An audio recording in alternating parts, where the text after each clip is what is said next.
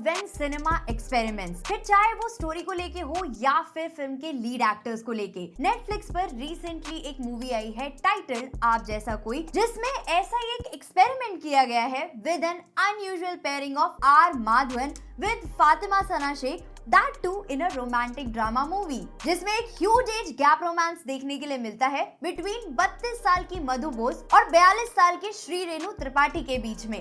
Shri Renu played brilliantly by R Madhavan एक ऐसा बंदा है जो अपने 40s में पहुंच चुका है लेकिन अब तक कुंवारा है, संस्कृत का टीचर है और अपनी लुक्स को लेके अंडर कॉन्फिडेंट है। लेकिन फिर उसकी लाइफ में आती है Madhu Bose played sincerely by Fatima Sana Shaikh, और फिर दोनों की लव स्टोरी बिल्ड हो ही रही होती है, लेकिन इनका एक कॉमन पास निकल के आ जाता है और जो मूवी स्टार्टिंग में एक रोम कॉम लग रही थी वो क्विकली एक काफी सीरियस मूवी में ट्रांसफॉर्म हो जाती है। एंड वाइल ये मूवी कुछ बहुत इंपॉर्टेंट क्वेश्चंस रेज करती है regarding women empowerment, freedom of women and there choices, but on the other hand movie के कुछ एस्पेक्ट्स मुझे ऐसे भी फील हुए जो और बेटर हो सकते थे, क्योंकि वहां पे पिक्चर अपने ही सोशल मैसेज को कहीं ना कहीं कॉन्ट्रडिक्ट भी कर देती है। ये फिल्म ब्यूटीफुली इस चीज को भी दिखाती है कि अगर पेट्रियार्की को स्वीटनेस में लपेट कर दोगे तब भी वो पेट्रियार्की ही रहेगी। सब कुछ अलाउ करेंगे, बस थोड़ा लिमिट में। पर तुम क्यों डिसाइड करोगे मेरी लिमिट? मोरओवर हमारी सोसाइटी की कंडीशनिंग ही ऐसे हुई है कि एक मेल चाहे अपनी लाइफ में कुछ भी करे, उस पे कोई लिमिट्स नहीं होते, कोई उससे सवाल करने वाला नहीं होता। लेकिन वहीं पर अगर एक फीमेल है तो उसकी हर चीज पे लिमिट लगाने के लिए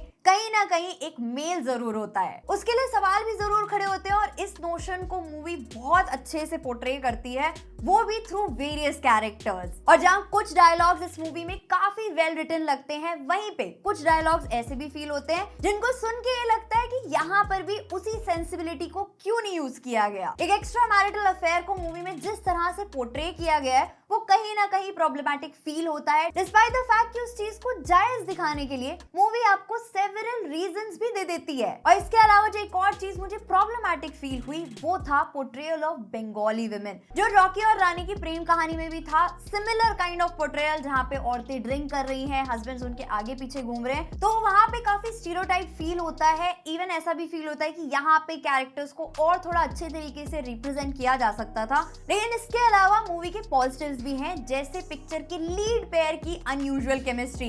एक तरफ आर माधवन और दूसरी तरफ फातिमा सना शेख, जो एकदम ही अनयूजुअल पेयरिंग लगते हैं, लेकिन दोनों की केमिस्ट्री ऑन स्क्रीन आपको कैप्टिवेट करती है, बहुत ब्यूटीफुल लगती है। वो इस वजह से भी कि जिस तरीके से उनके कैरेक्टर्स को लिखा गया है और जो उनका ऑन स्क्रीन इंटरेक्शन दिखाया गया है वो कहीं से भी वल्गर या इनअप्रोप्रिएट नहीं लगता। नेक्स्ट जो इस मूवी का काफी स्ट्रॉन्ग पॉइंट है वो है आर माधवन की परफॉर्मेंस। उनकी एक्टिंग रेंज आपको इस मूवी में सुपर्बली दिखती है। जिस तरह से उन्होंने श्री रेणु का कैरेक्टर पोर्ट्रे किया है थ्रू आउट द मूवी एकदम ही एक्सेप्शनल लगता है। एंड उनके साथ साथ फातिमा सना शेख का परफॉर्मेंस भी इतना सिंसियर लगता है। एक ऐसी आउटगोइंग येट ग्राउंडेड वुमेन का कैरेक्टर उन्होंने प्ले किया है जिसको अपने थॉट्स बहुत स्ट्रांगली रखने आते हैं। एंड नो डाउट कि वो through out the movie beautiful लगी हैं। और उनके साथ साथ दो परफॉर्मेंसेस जो ट्रूली स्टैंड आउट करते हैं, एक मनीष चौधरी एंड दूसरी आयशा रजा खान। एंड इनके अलावा जितनी भी सपोर्टिंग कास्ट है उनका परफॉर्मेंस भी आपको कहीं से कहीं तक डिसअपॉइंट नहीं करता। और इसके अलावा पिक्चर के सारे सॉन्ग्स ही बहुत सोलफुल और कमाल के लगते हैं और उसको सपोर्ट करती है एकदम स्टनिंग सिनेमाटोग्राफी, जो आपको कैरेक्टर्स, उनके इमोशंस और उनकी सिचुएशन से बहुत अच्छे से कनेक्ट करती है।